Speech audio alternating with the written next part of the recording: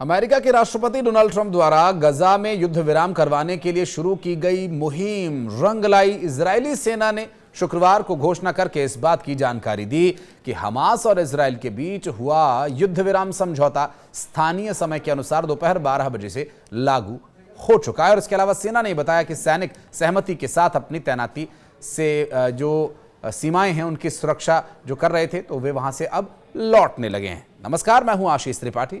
Israeli सेना की तरफ से यह बयान ट्रंप की पीस डील पर इजरायली कैबिनेट की मुहर लगने के बाद सामने आया। एजेंसी रॉयटर्स की रिपोर्ट के मुताबिक मध्य गजा इकट्ठा हुए हजारों लोग स्थानीय समयानुसार दोपहर 12 बजे सेना की वापसी की घोषणा के बाद खंडहर हो चुके अपने घरों की ओर लौटना शुरू हो गए।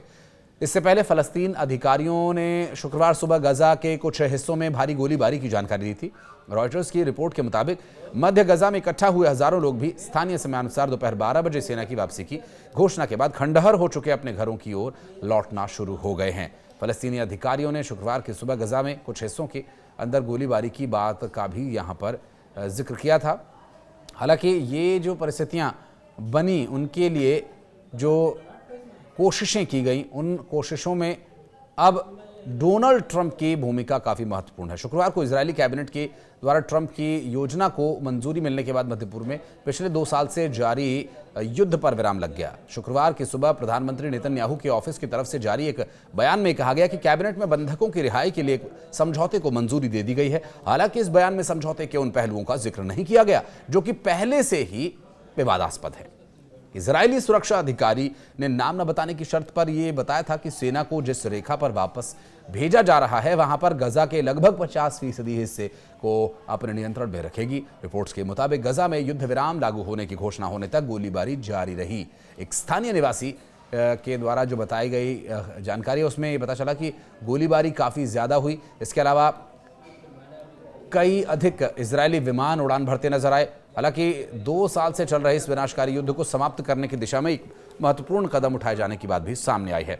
व्यापक युद्ध विराम योजना कई सालों को अनुत्तरित छोड़ देती है, कई सवालों को अनुत्तरित छोड़ देती है, जिसमें यह भी शामिल है कि क्या और कैसे हमास निरस्त्रीकरण करने वाला है और गजा पर शासन कौन करेगा।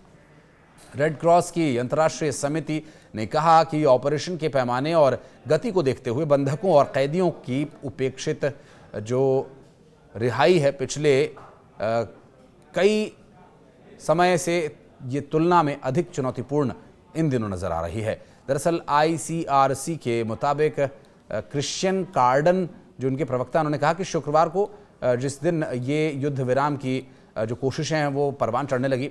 हालांकि समूह से जो गजा से बंधकों की रिहाई और इजराइल से फलस्तीनी कैदियों की रिहाई की भूमिका निभाने की उम्मीद है, लेकिन अभी तक वो बताया नहीं गया कि रिहाई कब और कैसे यहाँ पर होगी, क्योंकि समझौते में ये बात साफ नहीं है कि किस तरह से किस समय हमास को हथियार छोड़ने होंगे। हमास ने अब तक स्पष्ट प्रतिक्रिया नहीं दी है और पूरी तरह से हथियार छोड़ेगा या नहीं छोड़ेगा। इजराइल हमास भले ही संयुक्त राज्य अमेरिका समर्थित युद्ध विराम समझौते के पहले चरण पर सहमत हो गए हों, लेकिन दोनों पक्षों के बीच विवादास्पद मतभेद अभी भी बने हुए हैं और कई सवाल इससे खड़े हो रहे हैं। खासकर जब बात फलस्तीनी समूह के हथियारों की आती है, इजराइल लंबे समय से इस बात पर जोर देता रहा कि यदि गजा पर 2 साल से चल रहे युद्ध को समाप्त करना है तो हमास को अपने सभी हथियार सौंप देने चाहिए। साथ ही इजराइल ने यह भी मांग की है कि हमास फलस्तीन क्षेत्र का शासन छोड़ दे, एक संगठित जिस तरह से होकर के युद्ध को समाप्त करना है उसके प्रयास में सहयोग करे। हमास ने सार्वजनिक रूप से अपने हथियार सौंपने की अपील को ठुकरा दिया। हालांकि विशेषज्ञों का यह कहना है कि समूह ने निजी तौर पर अपने कुछ शस्त्रागार सौंपने की बात जरूर कही है। विश्लेषकों का यह भी कहना है कि हमास के शस्त्रागार पर बातचीत युद्ध विराम को विफल कर सकती है, जिससे गजा में फिर युद्ध की स्थिति पैदा हो सकती है। एक शस्त्रागार की बात हो या सेनाओं को पीछे हटाने की बात हो, चूंकि यहाँ एक सशस्त्र समूह को अंतर्राष्ट्रीय मानवीय कानून के अनुरूप हथियार रखने और कब्जा करने वाली शक्ति का विरोध करने का अधिकार है।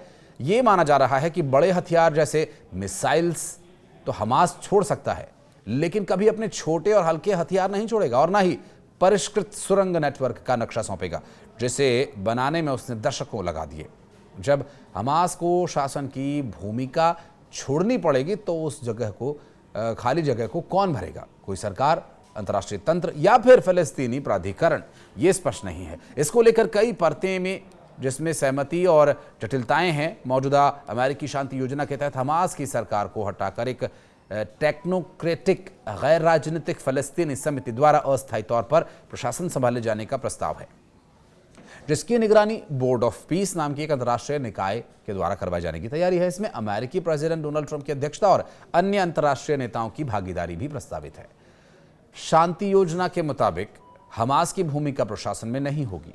धीरे धीरे गजा का प्रशासन एक अंतर्राष्ट्रीय ट्रांजिशनल कमेटी के जरिए फलस्तीनी अथॉरिटी को सौंपने की बात है। इस दौरान गजा में एक अंतर्राष्ट्रीय स्थिरीकरण बल यानी आईएसएफ की तैनाती का प्रस्ताव है, जिसमें अमेरिका, जॉर्डन, मिस्र जैसे देशों की भागीदारी भी रहेगी और ये बल सीमाओं की पुलिस, पेट्रोलिंग, सुरक्षा, ये सब जिम्मेदारी संभालेगा और इजराइल और मिस्र के साथ तालमेल भी बनाए रखेगा। इजराइल ने स्पष्ट किया है कि वो गजा पर स्थित जो स्थायी कब्जा है उसका विलय नहीं करने वाला है और इजरायली प्रधानमंत्री ने फिलिस्तीन अथॉरिटी की भूमिका पर भी आपत्ति जताई है, जिससे सहयोगी देशों के बीच भी मतभेद बने हुए हैं। समझौते में इजरायली सेना को कहां तक और कब पीछे हटना है ये साफ नहीं हुआ है। अपने ट्रुथ सोशल प्लेटफॉर्म पर एक पोस्ट में ट्रंप ने कहा कि सभी बंधकों को बहुत जल्द रिहा कर दिया जाएगा और इजराइल अपने सैनिकों को एक सहमत रेखा पर वापस बुला लेगा। सहमति वाली रेखा जहां पर भी ये सहमति बनी है, जिसका मतलब है कि 4 अक्टूबर को ट्रंप द्वारा साझा किए गए एक अस्पष्ट मानचित्र से है, जिसमें रेखा को सहमत रेखा बताया जा रहा है, जिसके अंदर का क्षेत्र लगभग 155 वर्ग किलोमीटर यानी 60 वर्ग मील है, जिसके लगभग 210 वर्ग किलोमीटर 58% हिस्सा इजराइल के नियंत्रण में जा रहा है। जिससे उल्लेखनीय बात यह भी हो जाती है कि इजरायली सेना कई पूर्व घनी आबादी वाले फलस्तीनी इलाकों में मौजूद रहेगी और इसके अलावा इजराइल गजा के अंदर और बाहर सभी क्रॉसिंग्स पर नियंत्रण जारी रखेगा, जिसमें मिस्र के साथ राफा क्रॉसिंग भी शामिल है। वैसे मोटे तौर पर किसी को यह नहीं मालूम कि इजराइल की सेना कब और कहां तक पीछे हटेगी। समझौता जिसमें यह अभी तक तय नहीं हुआ है कि गजा की सुरक्षा व्यवस्था आगे कौन संभालेगा, क्या अंतर्राष्ट्रीय बल होगा और इसमें कौन शामिल होंगे, ये भी देखना महत्वपूर्ण होने वाला है। ये काफ़ी जटिलताओं भरा एक निर्णय होगा, जिसमें कैसे और क्या बुनियादी ढांचे शामिल किए जाते हैं।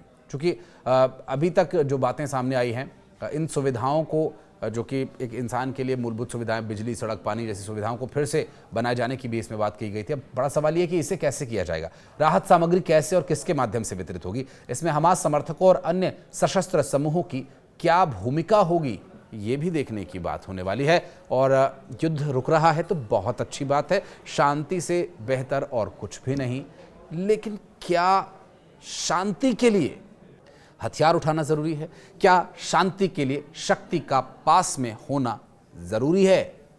क्योंकि कहते हैं कि आग और पानी का संतुलन बने रहना चाहिए। कुछ कहना चाहे तो कमेंट सेक्शन में आइए, अपनी बात भी आप रखिए।